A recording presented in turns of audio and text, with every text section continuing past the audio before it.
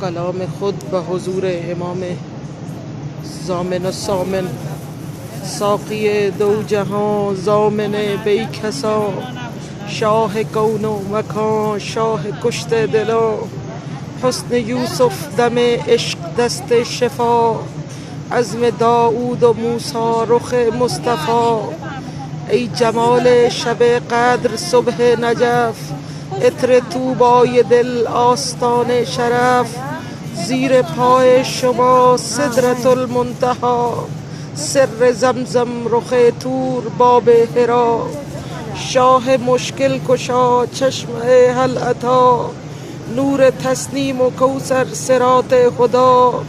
در هوای تو میرم سوی نینوا، ناشر کربلا روح ذکر و عزا، نور یاسین و کوثر در والضحی، ضامن قل کفا انما هل اتی، صولت حیدری باب حلم حسن، ای طبیب بیابان روح و بدن، چشمه های روان زیر پای شما، زیر فرمان تو کوه ها سنگ ها، ای جمال سلونی چراغ بقا، ای طبیب عجم نور کوه صفا، کاش ای کاش دل را کبوتر کنم، محضرت میبرم نام عشق را، ذره بین شانم گدای توام، در جهان بازگشت صدای توام،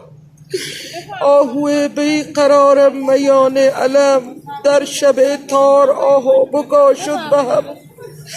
خلعت عشق خواهم به دست شما، المدد یا علی ابن موسی رضا، جان لوح و قلم شاه سیف و علم، یک نگاه کرم شاه جود و کرم،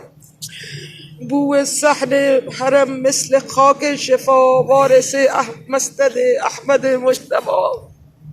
ما سراپا گل سرخ باغ رضا، یک چراغم در آستان رضا، مشهد عشق راز کوه عارفان، مرهم دل گل لاله عاشقان، خیمه عشق خواهم میان حرم، می نویسم سخنهای عشق رضا، دل شکست و دلگیر و خسته شدم،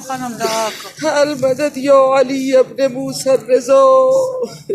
باز کن جرعه نور جام ولا ساقیا، محضر وصل دست شفا ساقیا، کوچه یار بو صبا ساقیا، باز کن باب عشق رضا ساقیا.